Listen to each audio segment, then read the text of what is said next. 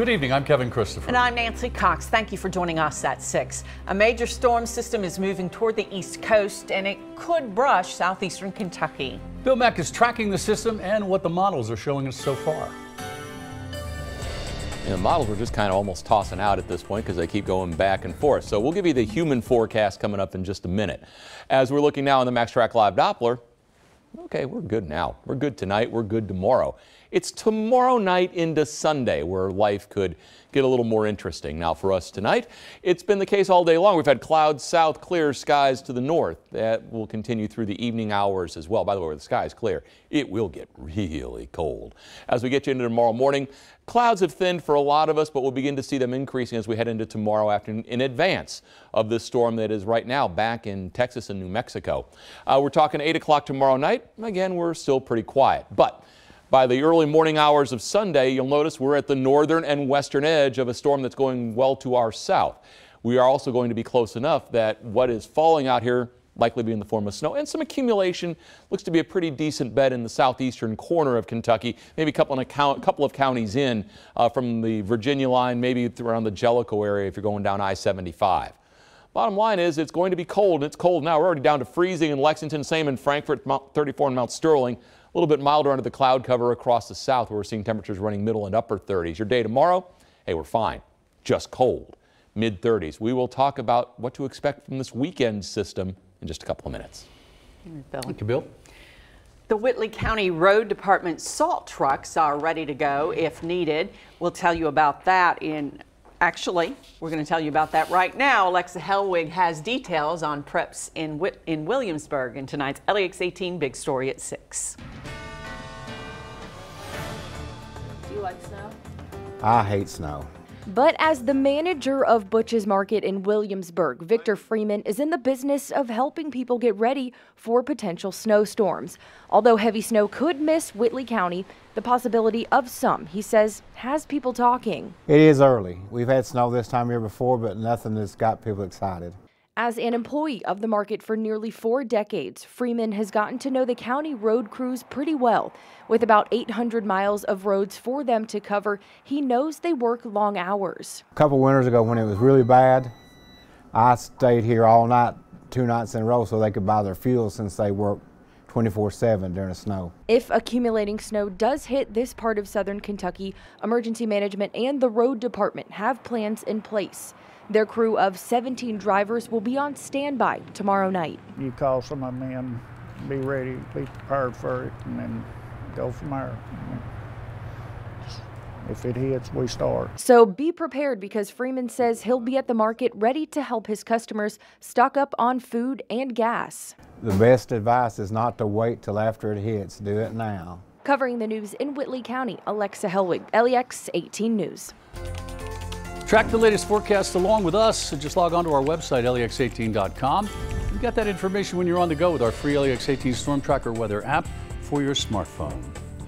A Scott County home was badly damaged in a fire this afternoon. No one was home, but 2 dogs were trapped inside, but found alive. Jacqueline Nye is live in the Mallard Point subdivision with the latest. Nancy, Kevin, this house sits on Quandy Court in the Mallard Point neighborhood. When the fire started earlier this evening, you could see the smoke from the interstate. Now, as you can see behind me, the house, it's a total loss. Most of the damage from the fire is to the garage in the room above it. Now, the Scott County Fire Department says the homeowner wasn't home when the fire started, but his 2 dogs were. Luckily, the homeowner is reunited with his 2 dogs who are okay. Firefighters have spent the past few hours putting out any hot spots in the home, and at this point we do not know how the fire started. Covering the news live in Scott County from the LEX 18 mobile newsroom, back to you. A former Miss Kentucky who's a teacher in West Virginia is accused of sending nude photos to a 15-year-old former student. Investigators say 28-year-old Ramsey Carpenter Burse taught 8th graders at Andrew Jackson Middle School in Cross Lanes, West Virginia. The UK graduate was arraigned today in a Kanawha County courtroom on 4 felony charges of sending obscene material to a minor.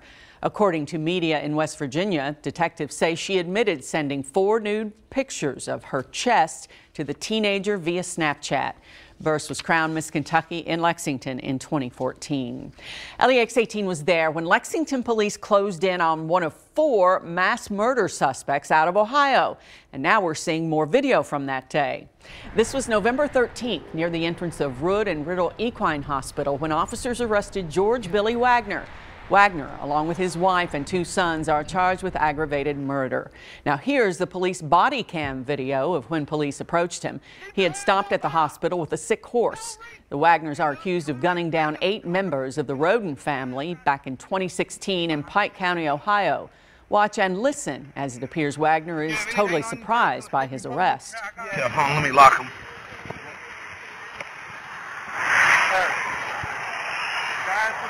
Well, you're under arrest right now. That's what's going on.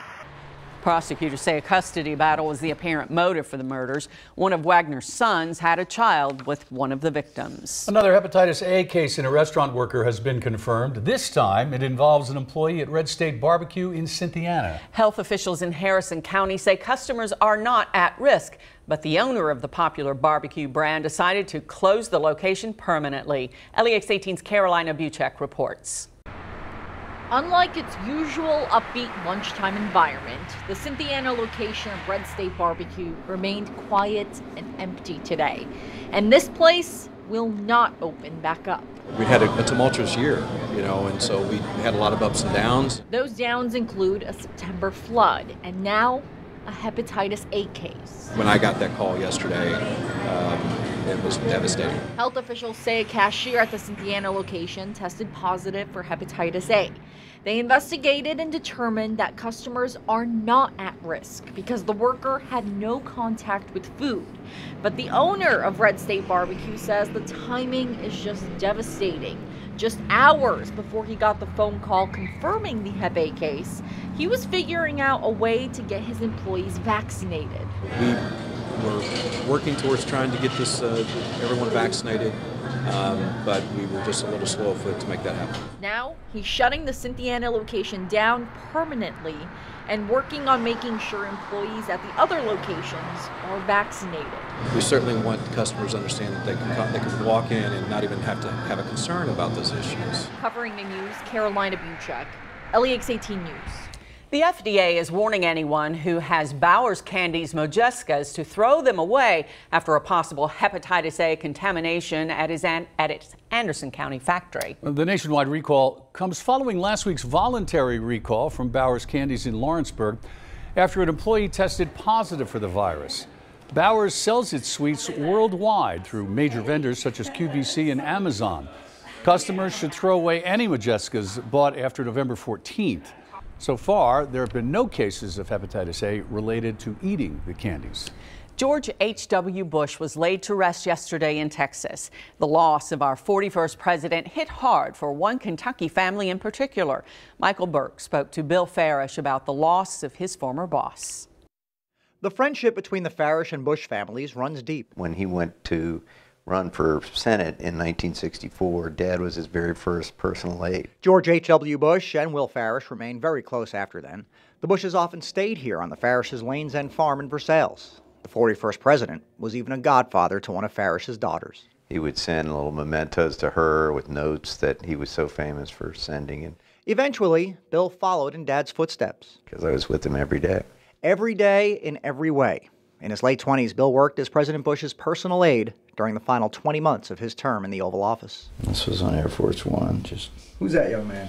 Typing away. I pinched myself every day I was in that job. While working for the best boss you could ask for. I told a story the other day about a thing that I had done that was not up to standard.